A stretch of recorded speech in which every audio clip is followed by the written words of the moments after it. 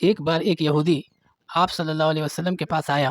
اور کہا کہ میں ایک یہودی ہوں، میں کلمہ پڑھنے نہیں آیا، میں آپ کا دین اپنانے نہیں آیا، میں نماز پڑھنے نہیں آیا، بلکہ میں اس لیے آیا ہوں کہ میں نے سنا ہے کہ نبی بہت رحم دل ہوتے ہیں، مجھے سفر پر جانا ہے، آپ میرے لیے ایک اونٹنی کا انتظام کریں۔ نبی صلی اللہ علیہ وسلم نے اسے کہا ٹھیک ہے بیٹھو، اور صحابیوں میں اعلان کیا کہ کون ہے جو اسے اونٹنی دے گا، اس کے لیے اونٹنی کا انتظام کرے گا، اسے اللہ تعالیٰ جنت میں جگہ نصیب فرمائے گا۔ ایک صحابی کھڑے ہو گئے اور انہوں نے اس یہودی کے لیے اونٹنی کا انتظام کر دیا۔ پھر اس نے کہا کہ میں جہاں جا رہا ہوں وہاں جانے کے لیے مجھے نئے کپڑوں کی بھی ضرورت ہے، آپ میرے لیے نئے کپڑوں کا انتظام کر دیں۔ نبی صلی اللہ علیہ وسلم نے پھر اپنے صحابیوں سے کہا تو اس میں ایک صحابی کھڑے ہو گئے، حضرت سلمان فارسی رضی اللہ تعالیٰ عنہ، اور انہوں نے کپڑے کا انتظام کر دیا۔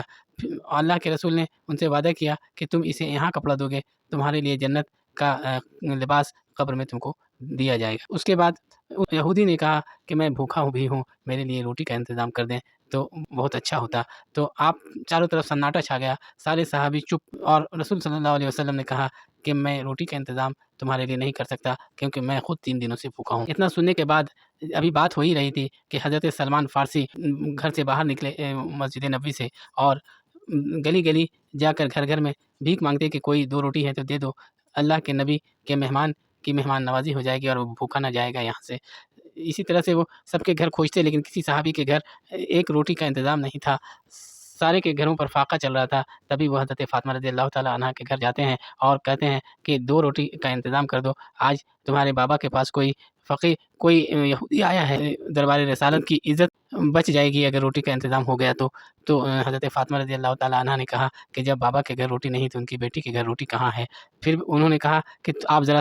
بغل میں کھڑے ہو جائیں، اور انہوں نے اپنا ایک دوپٹہ نکال کر دیا اور کہا کہ اس شمون نامی یہودی کی دکان پر آپ گروی رکھ کر اس کے بدلے میں روٹی لے لیں اور اس مہمان کو جا کر کھلا دیں۔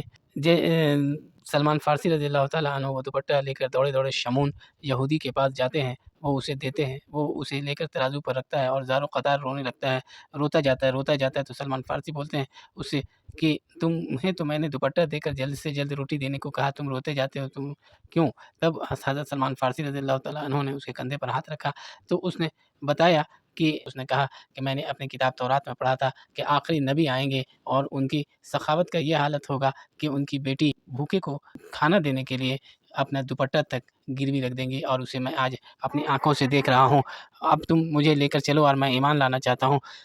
حضرت سلمان فارسی کو وہ روٹی دیتا ہے اور آپ کے ساتھ ساتھ وہ بھی دوڑا ہوا آتا ہے، آپ کے دربار میں جب آتا ہے تو آ کے وہ روٹی اس بوڑھے کو دے دیا جاتا ہے، وہ کھانے لگتا ہے، اور وہ شمون نامی